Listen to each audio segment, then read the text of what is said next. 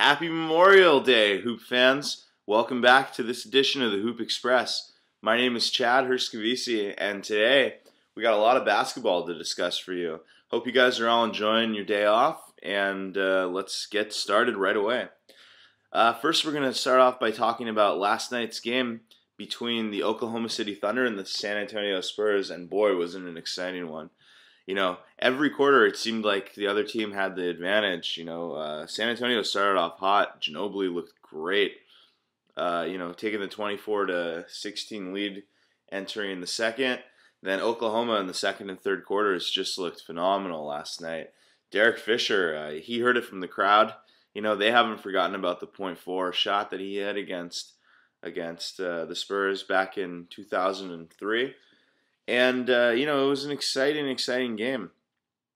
Now, entering the fourth quarter, Oklahoma actually had a 9-point advantage on the Spurs. And then the Spurs countered and had a 24-9 run of themselves to take the lead back. And, they pretty much just held the lead the rest of the game. They were up by 10. It was a 101-98 victory in the end, but the game was a lot more lopsided than that in the fourth quarter.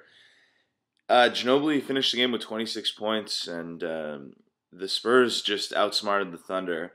I have a quick shout-out I want to make to Russell Westbrook.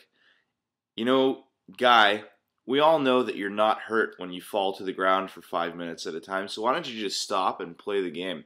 What are you trying to delay? What do you think people are going to have some sympathy for you? Like, oh, he got hurt. Wow, halftime against the Lakers, that one game, game 4, falling to the ground was such a dramatic fashion, making everyone think, oh, maybe he's not going to come back for the second half, and then he comes back just fine. And then also last night, after he drew that charge, or he committed that charge, and Gary Neal, he pretended like he was hurt, like nobody's ever seen before, and then he just hops right back up. It causes a television timeout that is just unnecessary. Stop with the fake fouls, Russell. Nobody wants to see that. You're down 0-1 in the series. You have to do more than pretend to be hurt and get the Spurs to ease off of you in order to win, because the Spurs are much smarter than you are, Russell, and they're a much smarter team. They're coached by the smartest coach in the NBA now that Phil Jackson's retired, in Greg Popovich. So Game 1 went to the Spurs. James Harden hit a 3 at the buzzer to make it a 3-point margin. But the Spurs had the game in the last maybe 5 minutes of the game. That's going to be an exciting series. It's going to be very hard for Oklahoma to, win each game, but I see them winning about 2 to 3 games in this series. I do like the Spurs in this series. And the Spurs are not going to go down easy, that's for sure. They're riding a 19-game winning streak. They're not just going to give that up at any snap of the finger. It's going to be very, very, very well played, this series.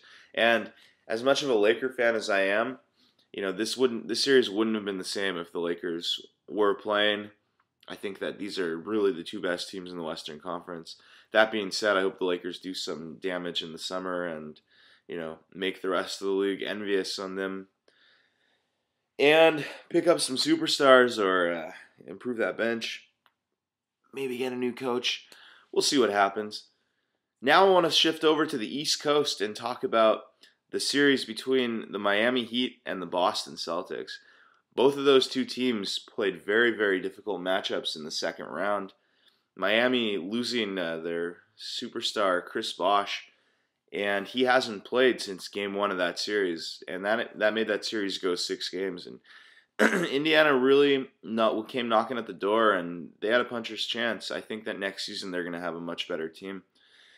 And Boston, that series went 7 games, and there were some very, very disappointing points in that series. But Boston really could have ended it in 5.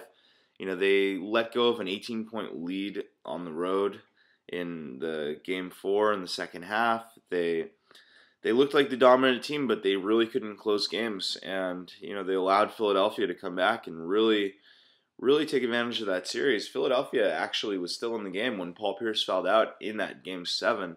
And then Rajon Rondo just, he smelled blood and he had the urge to kill. So This series is going to be really exciting. I think everyone expected this once the Chicago Bulls went down, that this would be the conference finals. And, they were right. This is going to be a very, very fun series, too.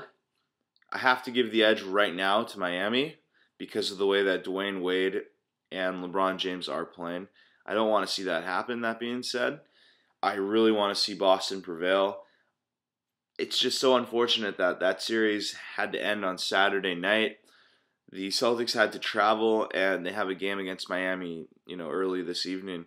So it's going to be very hard for them to win this game tonight. I don't see it happening. I see Miami just being too strong, especially with the extra rest that they had, and it being an uphill battle from there. That being said, I see Boston taking care of the home court and maybe stealing one in Miami, but it's going to be the reverse on the other end as well. I see Miami stealing a game in Boston as well. So I think that this series has the potential to go 7 games.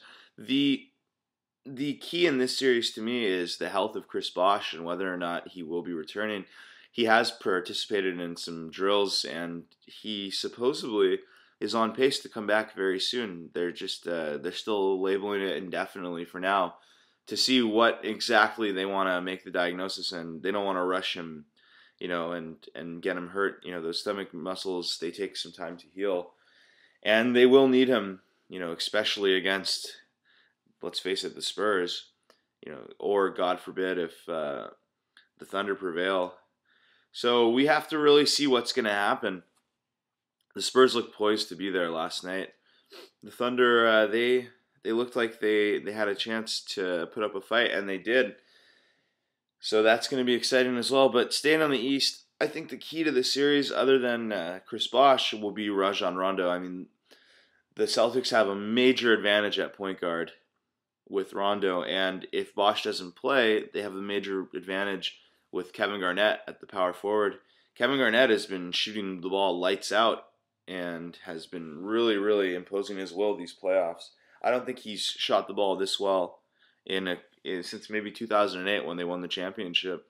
So we'll have to see what happens. Pierce and Ray Allen are a little bagged up, and the injury to Avery Bradley is really going to be costly for the Celtics.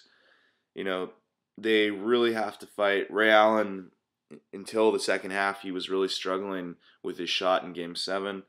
It's going to be even harder to do that on the road, especially against defenders that are really, really tough to handle.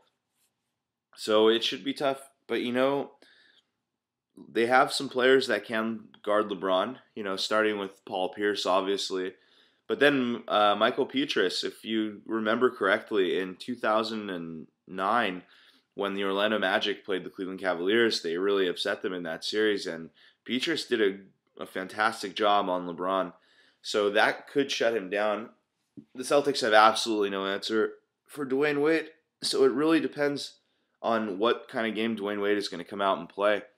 I expect him to be ready for this. He lost in the finals last year, and he doesn't want to relive that scenario. He wants to be ready and be poised for this series.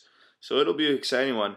I'm predicting the Spurs in 7 and maybe Miami in 6. I'm expecting a San Antonio versus LeBron, we can call it, rematch in the NBA Finals. And it should be a really fun one, and we'll see what happens. And that's all the time I have for today, Hoop fans. But I hope you really enjoy your Memorial Day weekend, and I hope you have fun watching some basketball. Hopefully you're with your loved ones over the weekend, and things are going good. I'm Chad Herskavisi. I will see you next time.